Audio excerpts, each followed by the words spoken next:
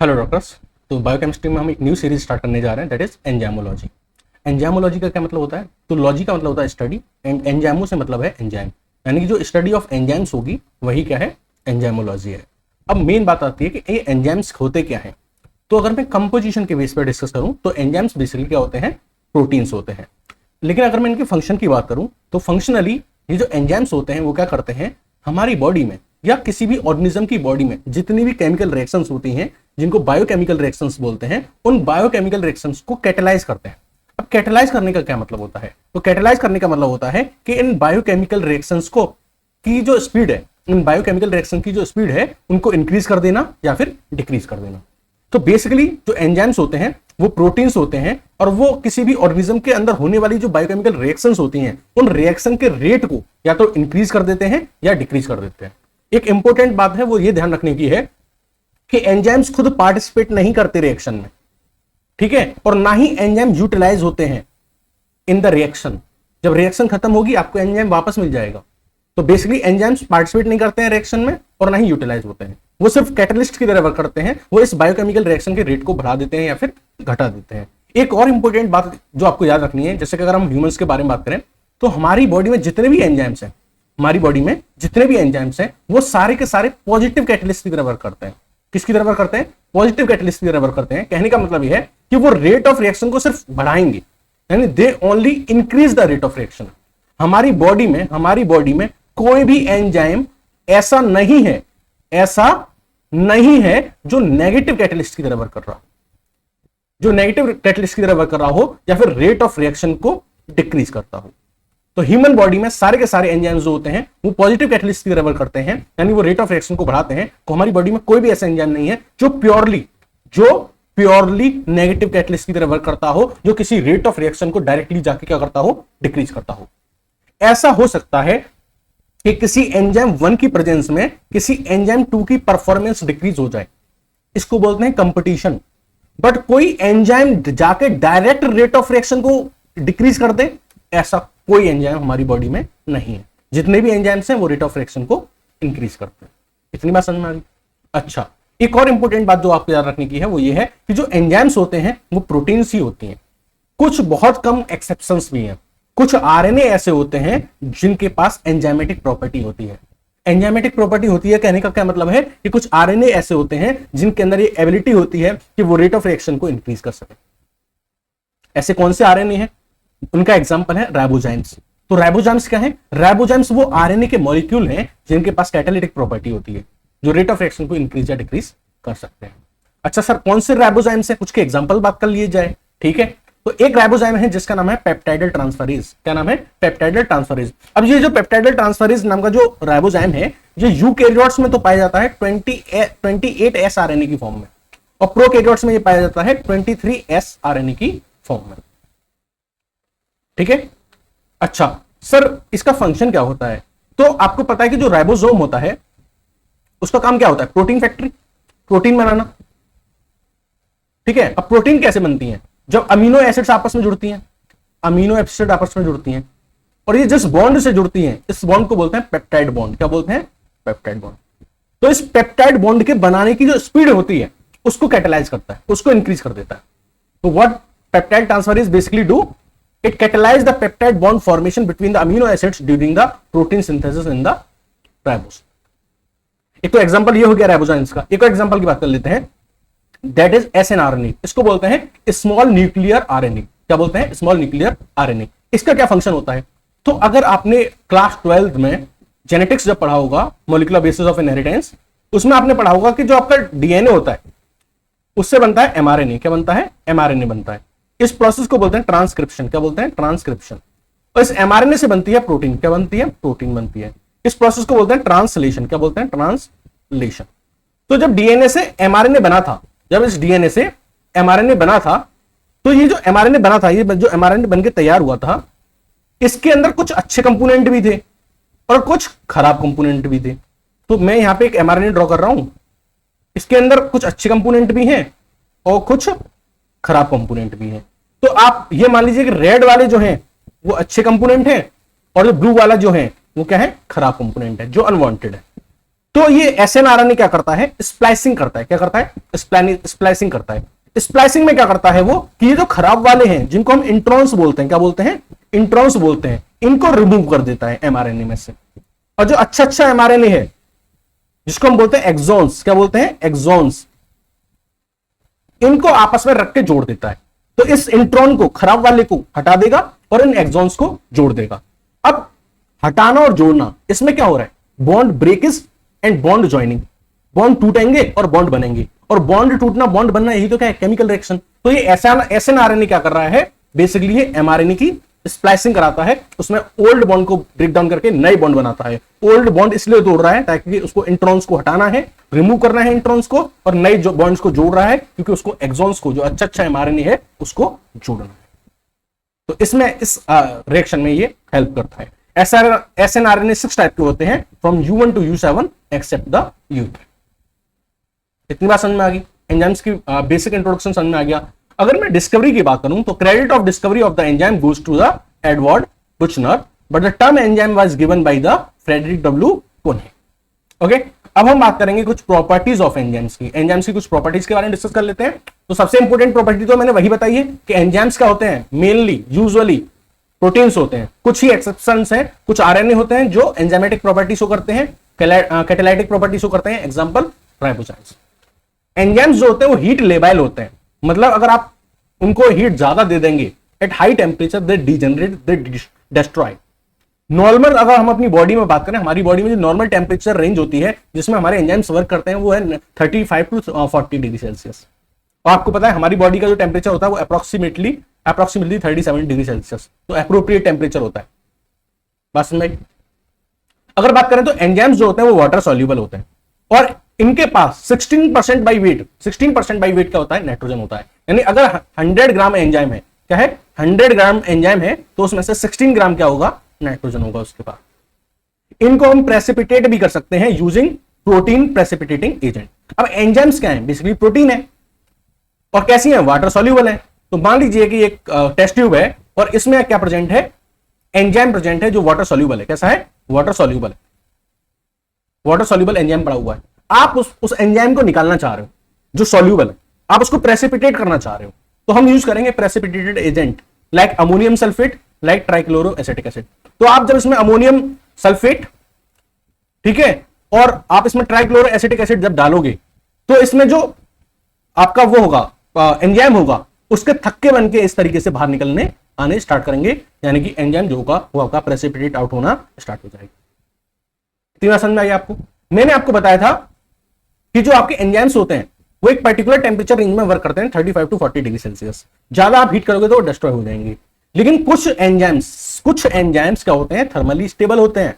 कुछ एंजाइम्स ऐसे भी होते हैं जो हाई टेम्परेचर पे भी वर्क कर सकते हैं, 80 डिग्री सेल्सियस, 90 डिग्री सेल्सियस पे भी अपनी कैटालाइटिक रिएक्शन को परफॉर्म कर सकते हैं। लेकिन ये एंजाइम्स हर किसी के अंदर नहीं पाए जाते। ये एंजाइम्स सिर्फ और सिर्फ थर्मोफिलिक ऑर्गेनिज्म के पास पाए जाते हैं। किसके पास पाए जाते हैं, थर्मोफिलिक ऑर्गेनिज्म के पास पाए जाते हैं, यानी उन ऑर्गेनिज्म के पास पाए जाते हैं जो बहुत हाई टेम्परेचर पे रहते हैं, जैसे कि hot sulphur springs, hot thermal vents, जहां पे वोल्केनिक इरप्शंस वगैरह हो रहे हैं, वहां पे जो बैक्टीरिया वगैरह रह रहे हैं, जो भी थर्मोफिलिक ऑर्गेनिज्म जो रह रहे हैं वहां पे एक्सट्रीमली हाई टेम्परेचर पे, उनके अंदर ये एंजाइम्स पाए जाते हैं जो कि थर्मली स्टेबल होते हैं at high temperature and so the catalytic activity. अब अगर मैं स्ट्रक्चर की बात करूं एंजाइम की, तो एंजाइम का जो स्ट्रक्चर होता है वो वही होगा जो प्रोटीन का स्ट्रक्चर होगा। क्यों? क्योंकि एंजाइम्स बेसिकली हैं क्या, प्रोटीन्स हैं, तो जो प्रोटीन का स्ट्रक्चर होगा वही एंजाइम का स्ट्रक्चर होगा। लेकिन आपको पता है प्रोटीन कई स्ट्रक्चर में पाई जाती है। प्रोटीन पाई जाती है प्राइमरी स्ट्रक्चर में, सेकेंडरी स्ट्रक्चर में, टर्सरी स्ट्रक्चर में और क्वाटरनरी स्ट्रक्चर में। तो क्या एंजाइम इन चारों में पाया जाएगा? नहीं, एंजाइम कभी भी प्राइमरी में नहीं पाया जाएगा।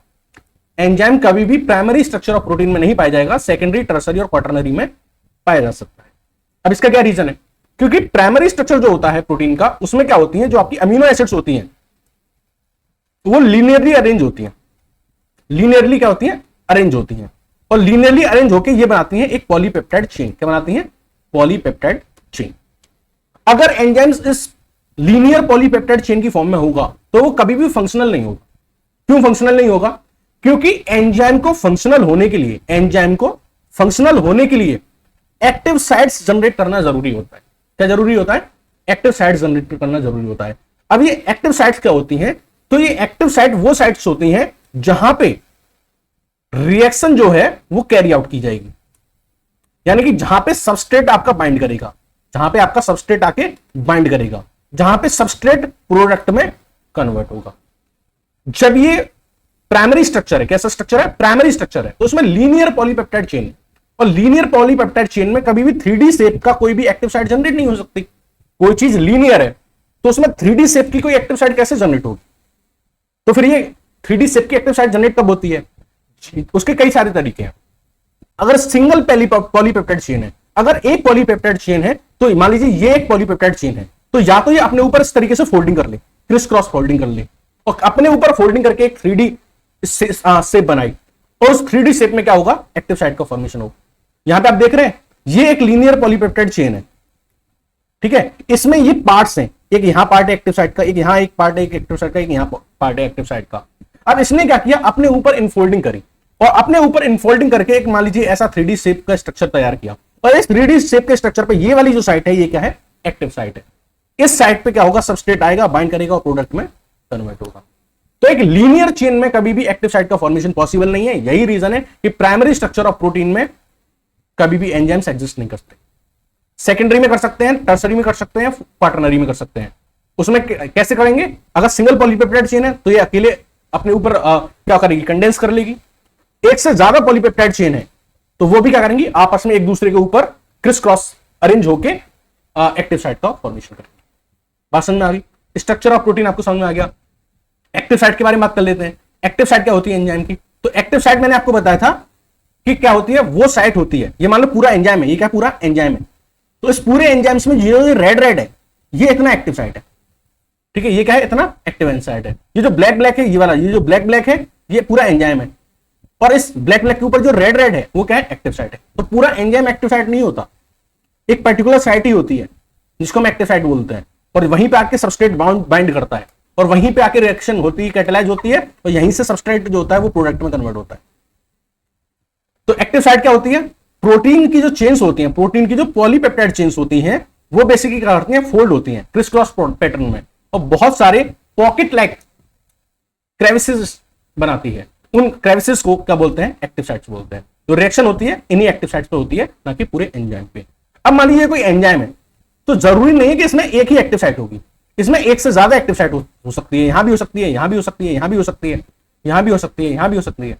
तो एक एंजाइम में एक से ज्यादा एक्टिव साइट्स हो सकती हैं। अब देखो ये भी एक्टिव साइट है ना, ये भी एक्टिव साइट है, मान लो ये भी एक्टिव साइट है, ये भी एक्टिव साइट है, और ये भी एक्टिव साइट है। अब ये मान लीजिए सबस्ट्रेट है, ये क्या है? सबस्ट्रेट है जिसको प्रोडक्ट में कन्वर्ट होना है। तो जो सबस्ट्रेट होता है वो ऐसा नहीं है कि इनमें से किसी भी एक्टिव साइट पे जाके अटैच हो जाएगा। एक स्पेसिफिक सबस्ट्रेट के लिए एक स्पेसिफिक एक्टिव साइट होती है। बात समझ में आ रही है? एक स्पेसिफिक सबस्ट्रेट के लिए स्पेसिफिक एक्टिव साइट होती है। ऐसा नहीं है कि ये अपने मन से किसी भी पे जाके अटैच हो जाएगा। ये किसी, मान लीजिए अगर ये इस वाले पॉइंट का है, इस वाली एक्टिव साइट का सबस्ट्रेट है, तो इसको यहीं जाके बाइंड होना पड़ेगा, ठीक है, यहीं जाके बाइंड होना पड़ेगा, यहां पे नहीं बाइंड हो सकता। इतनी बात समझ में आ गई? एक्टिव साइट समझ में आ गई।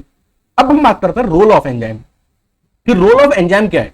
तो आप कहेंगे सर आपने बताया था कि एंजाइम क्या करेगा? कैटेलाइज करेगा रेट ऑफ रिएक्शन को।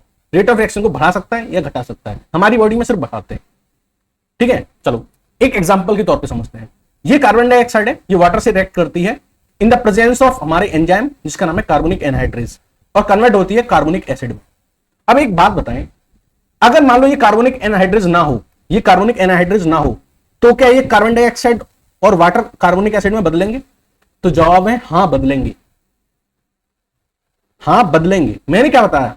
कैटलिस्ट पार्टिसिपेट नहीं कर रहा है रेट ऑफ रिएक्शन में, रिएक्शन में। कैटलिस्ट उसकी स्पीड को बढ़ा रहा है या घटा रहा है। उसके बिना भी रिएक्शन हो सकती है, उसका काम सिर्फ रिएक्शन के रेट को बढ़ाना या घटाना। जब कार्बोनिक एनहाइड्रेज यहां नहीं था तब 200 मॉलिक्यूल बनते थे, किसके? कार्बोनिक एसिड के 200 मॉलिक्यूल बनते थे। कितने में? 1 घंटे में। 1 घंटे में 200 मॉलिक्यूल, 200 मॉलिक्यूल। लेकिन जब आपने कार्बोनिक एनहाइड्रेज का इस्तेमाल किया तो 6 लाख मॉलिक्यूल बने 1 सेकंड में। 1 सेकंड में 6 लाख। स्पीड देख रहे हो? कहां 1 घंटे में 200 मॉलिक्यूल, कहां 1 सेकंड में 6 लाख मॉलिक्यूल। इस रेट ऑफ रिएक्शन को 10 मिलियन टाइम्स बढ़ा दिया। This is the power of catalyst, this is the enzyme, this is the importance of the enzyme. Enzyme के बिना रिएक्शन हो सकती है, लेकिन इस स्पीड से नहीं हो सकती। Are you getting my point? Drop in the comment section and tell are you getting my point. अब हम समझते हैं, मैकेनिज्म समझते हैं कि सर कैसे 10 मिलियन टाइम्स बढ़ा दिया। अब हम समझेंगे mechanism of action of the enzyme, कि कैसे जो एंजाइम्स होते हैं वो इतनी high rate of reaction perform कर सकते हैं, इतना हाई रेट से केमिकल कन्वर्जन परफॉर्म कर सकते हैं। तो समझते हैं, एक तरीका होता है। कैसे? कोई केमिकल रिएक्शन है, उसमें क्या होगा, एक सबस्ट्रेट होगा, वो एंजाइम की प्रेजेंस में किसी प्रोडक्ट में कन्वर्ट होगा। तो मान लो कि ये आपका सबस्ट्रेट है और ये आपका एंजाइम है, और इस एंजाइम के पास ये एक्टिव साइट है। ये एंजाइम के पास ये सबस्ट्रेट आके जुड़ता है और बनाते हैं एंजाइम सबस्ट्रेट कॉम्प्लेक्स। क्या बनाते हैं? Enzyme substrate complex. तो जब इस एंजाइम से जब इस सबस्ट्रेट आके जुड़ता है तो बनता है एंजाइम सबस्ट्रेट कॉम्प्लेक्स। अब इस ड्यूरेशन में क्या होता है कि जो सबस्ट्रेट होता है इसके अंदर ओल्ड बॉन्ड, जो पुराने बॉन्ड थे, वो ब्रेक होते हैं और न्यू बॉन्ड जो होते हैं वो बनते हैं। यानी इस सबस्ट्रेट के अंदर पुराने बॉन्ड तो टूटते हैं और नए बॉन्ड बनते हैं। सर कैसे, उसको समझिए। मान लो कि ये एक अल्कोहल थी। अल्कोहल तो आप जानते होंगे और मुझसे बेहतर तरीके से जानते होंगे, शराब, मदिरा। तो मान लो ये एक अल्कोहल थी और ये अल्कोहल इस एंजाइम पे यहां आके जुड़ती है, ठीक है। अब इसके अंदर क्या होगा, जब ये यहां से आकर अटैच होगी कि ओल्ड बॉन्ड टूटेंगे। ये OH कहेगा कि H आ जाओ, हम दोनों मिलके कहीं चलते हैं। तो ये OH जो है वो इस H को लेके चला जाएगा, माइनस वाटर। तो यहां पे जो वैकेंसी खाली रह गई, तो ये वाला जो H होगा वो कहेगा कोई बात नहीं, ये जो छोड़ के चला गया यहां पे मैं आ जाता हूं। तो बेसिकली जो नया स्ट्रक्चर अब बनेगा, ये तो क्या थी, अल्कोहल। तो अब जो नया स्ट्रक्चर बनेगा वो बनेगा इथीन। ये वाला H तो यहीं पे है, ठीक है, ये वाला H यहीं पे, ठीक है। इनके बीच में आ जाएंगे अब डबल बॉन्ड, क्योंकि ये वाला जो बॉन्ड था वो यहां शिफ्ट हो जाएगा और ये एक कार्बन ये वाला और ये यहां पे इसकी जगह पहुंच गया, है ना। और ये वाला हाइड्रोजन तो है ही है, तो ये हो गया। तो अब ये क्या बन गया, इथीन बन गया। और यहां क्या बन गया, ये वाटर। तो ओल्ड बॉन्ड टूटे और नए बॉन्ड बने, उससे क्या बने, नए प्रोडक्ट्स बने। सबस्ट्रेट क्या था, अल्कोहल, प्रोडक्ट क्या बने, इथीन एंड वाटर। तो जब सबस्ट्रेट एंजाइम से बाइंड होता है तो ओल्ड बॉन्ड ब्रेक डाउन होते हैं, नए बॉन्ड बनते हैं। नए बॉन्ड बनने से एक नया प्रोडक्ट बनता है और नया प्रोडक्ट जब बन जाता है तब वो एंजाइम से अलग हो जाता है और हमारा इस तरीके से सबस्ट्रेट जो था वो प्रोडक्ट में यहां पे कन्वर्ट हो गया। अब हमें एक सवाल का जवाब चाहिए कि इस एंजाइम का क्या रोल था। तो इस एंजाइम का अगर हमको रोल जानना है तो हमें इस पॉइंट पे देखना पड़ेगा। तो जब हम इस पॉइंट पे देखते हैं तो हमें एक तो ये चीज दिखती है कि एंजाइम ने इस सबस्ट्रेट को स्पेस दिया कि मेरे पास आओ, मैं तुम्हें सबस्ट्रेट्स को प्रोडक्ट में कन्वर्ट करने में हेल्प करूंगा। तो एक तो स्पेस प्रोवाइड किया। दूसरा, यहां पे आप क्या देख रहे हैं कि ओल्ड बॉन्ड तो ब्रेक हो रहे हैं और नए बॉन्ड बन रहे हैं। तो आप ये सोच रहे होंगे क्या एनर्जी जो ओल्ड बॉन्ड को ब्रेक होने के लिए चाहिए, क्या वो इन एंजाइम्स ने दी? तो जवाब है नहीं। ध्यान से सुनिए, यहां जो ओल्ड बॉन्ड ब्रेक हो रहे हैं उनको ब्रेक करने के लिए जो एनर्जी थी वो यहां एंजाइम्स ने नहीं दी। वो किसने दी, सराउंडिंग एनवायरमेंट ने। कहां ने, सराउंडिंग एनवायरमेंट ने, जहां केमिकल रिएक्शन हो रही है। तो फिर सवाल आता है कि सर एंजाइम का क्या रोल रहा, एंजाइम ने कैसे रेट ऑफ रिएक्शन को इंक्रीज कर दिया, क्या सिर्फ स्पेस देने से रेट ऑफ रिएक्शन इंक्रीज हो गई? तो जवाब है नहीं। डिटेल में समझते हैं कि एंजाइम ने क्या किया।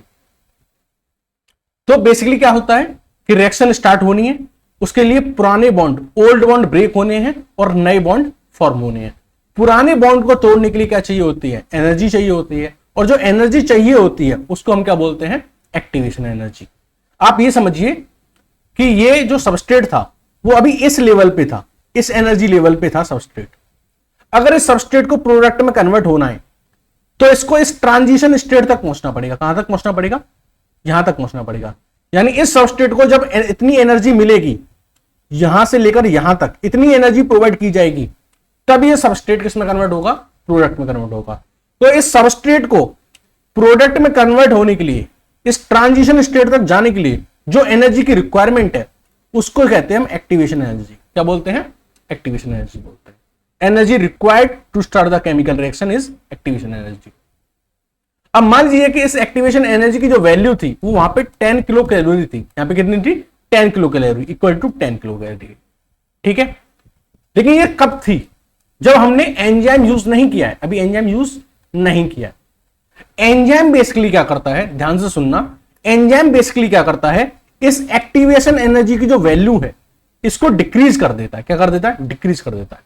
पहले यहां पे 10 किलो कैलोरी चाहिए थी इस सबस्ट्रेट को प्रोडक्ट में कन्वर्ट करने के लिए, ये इसको रिड्यूस कर देगा, इस एक्टिवेशन एनर्जी को रिड्यूस करके यहां मान लीजिए इसने कर दी 2 किलो कैलोरी। तो पहले जो सबस्ट्रेट यहां जाके कन्वर्ट हो रहा था वो अब यहां से ही कन्वर्ट हो जाएगा। यानी पहले जो 10 किलो कैलोरी चाहिए थी सबस्ट्रेट को प्रोडक्ट में कन्वर्ट करने में, ट्रांजिशन स्टेट तक पहुंचने में, अब वो ट्रांजिशन स्टेट की वैल्यू इसने 10 किलो कैलोरी से एंजाइम ने कितनी कर दी, 2 किलो कैलोरी कर दी। तो एंजाइम बेसिकली क्या कर रहा है कि इस एक्टिवेशन एनर्जी की जो वैल्यू है उसको घटा देता है। यानी अब कम एनर्जी में ही क्या होगा, सबस्ट्रेट प्रोडक्ट में कन्वर्ट हो जाएगा। तो पहले सोचो कि मान लीजिए एक सबस्ट्रेट के मॉलिक्यूल को प्रोडक्ट के मॉलिक्यूल में कन्वर्ट होने में 10 किलो कैलोरी चाहिए थी, तो यहां पे एक ही मॉलिक्यूल कन्वर्ट हो रहा था। लेकिन जब वैल्यू इसकी 2 किलो कैलोरी हो गई तो 10 किलो कैलोरी में अब 5 मॉलिक्यूल कन्वर्ट हो जाएंगे।